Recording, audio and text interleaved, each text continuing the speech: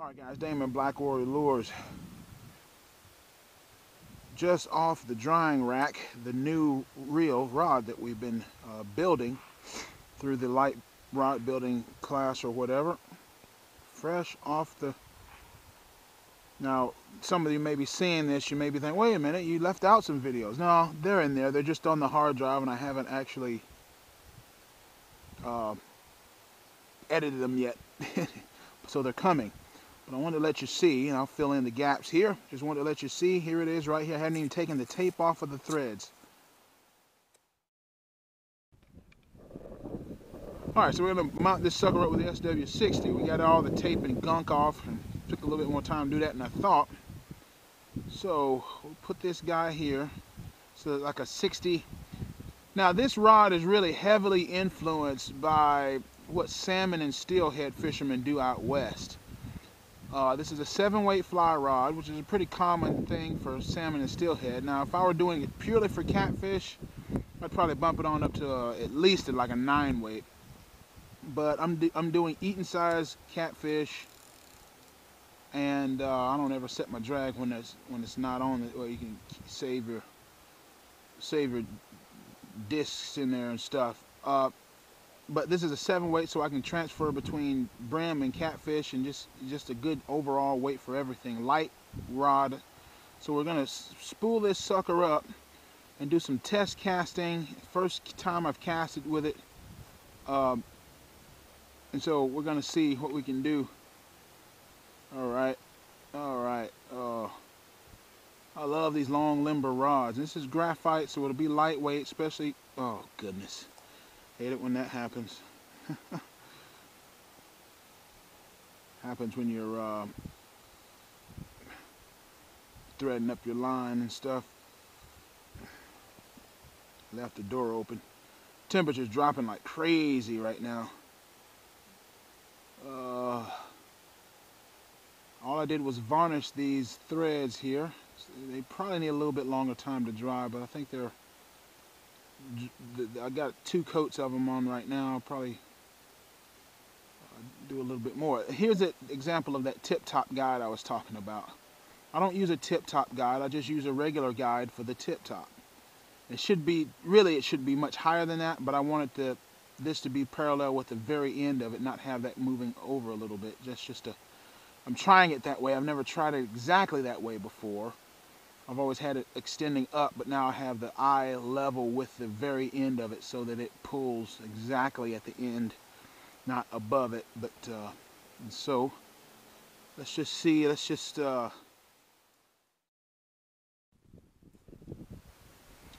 one of our slinky weights on. Yeah, we got to totally.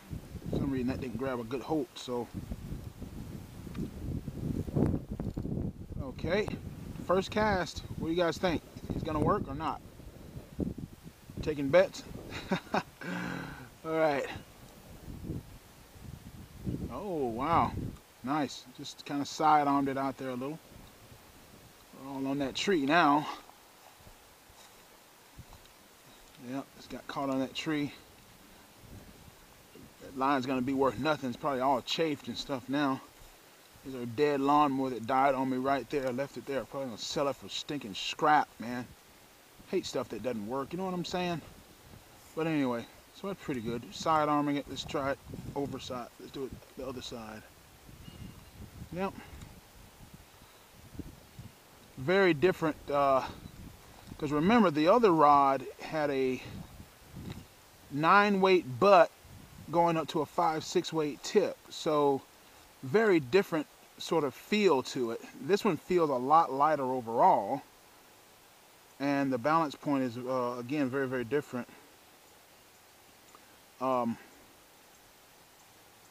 once you come on, once you get the lead on there, it totally changes it. So let's see, let's do another. Oh, come on. And there's that, there's that secondary drag there. Well, we got the spine on there, right? And that's how it bends, Yeah, we got the spine pretty much dead on, because it's not wanting to twist either way. And notice the whole rod is wanting to bend, right? So that's going to be a nice little lightweight rod for catfishing, eating size catfish. And it's just 8-pound line. Let's see. Do a nice overhead cast here, you know. A quick tip on how to feather the cast there. You guys pulling, the grass is peel and drag. Isn't that something? This is a significantly longer handle. Again, the handle goes not all the way to my shoulder here, but it's about halfway between, a little bit past halfway between my elbow and my shoulder. I don't know if you can see that. Right, elbow, shoulder, halfway between, a little bit past. So casting is you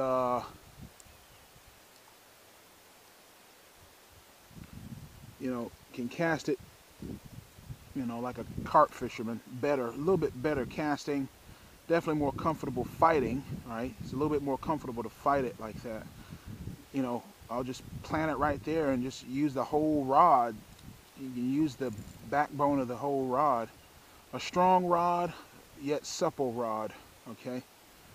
And usually the only time I cast is when I'm casting back upstream, and you know, you cast back upstream, you know, and that'll just settle all the way down to the bottom of the river. I'll just continue to let out line until it hits the bottom, and then you flip open your secondary drag and let that start drifting.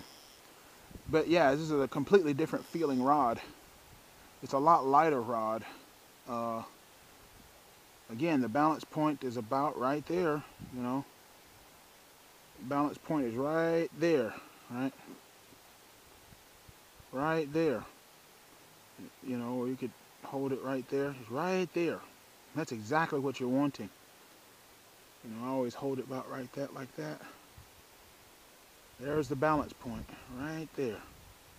And it's just right there.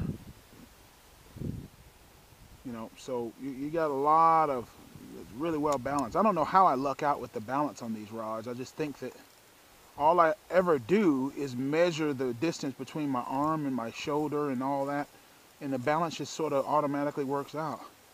Again, the grass is peel and drag, and so I'm looking forward to this. This ought to be a good lightweight catfish rod. And let me know what you guys think. We need to do some, tell you what we need to do some flipping or something here. All right, here we go, flip that out like that. Yeah, it's much lighter, much lighter. The graphite's so much lighter. I'm almost surprised at how much lighter graphite is to fiberglass. I mean, every time I'm always surprised. You know, just pitch it out like that, and there we go. Light catfish rod. Hope you guys like it. I'll probably finish up the rest of these videos with this.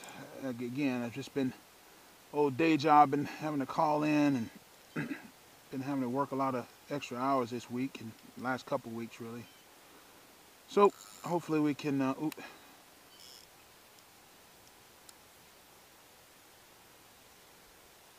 let's, you know, pitch it out like that, man. Now the next step would be basically to paint the very tip of it.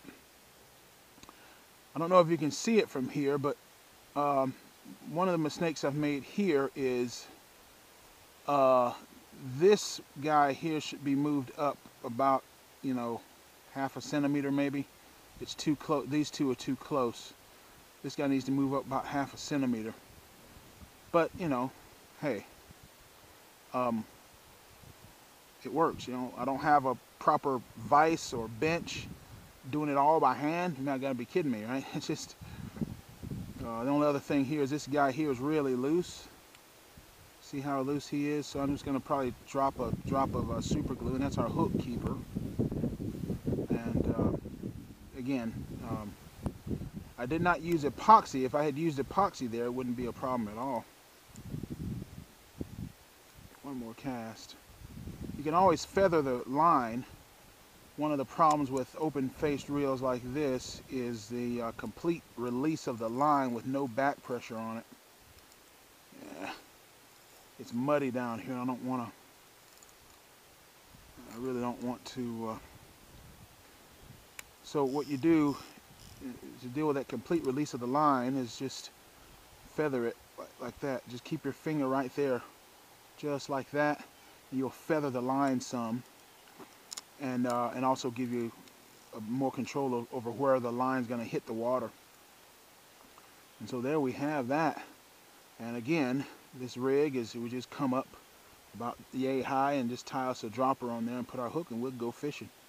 So we're going to let this guy probably dry another couple of days. A couple of drops of super glue on this guy. Let it drizzle down in there.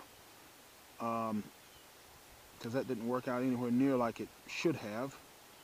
And the red thread darkened out a lot. I'd rather just use black thread. And you can see the handle turned out nicely.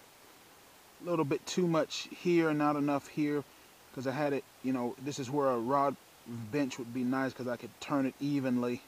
And so it'd have a nice even coat. But that's a nice durable finish with our cork fighting butt on it. Let that dry perfectly, and then we can probably sand the bottom of that down some. And so that's not too bad, eh? Sound Canadian, eh? That's what, not too bad. So you know, sort of the gold here highlights here match the honey colored nature of the rope handle. I much prefer the rope handle to anything. I really would like to build a fly rod with exactly that same concept. But there you have it, folks. Just the light catfish rod finished and ready to fish before we even finish the boat, you know. So let me know what you think.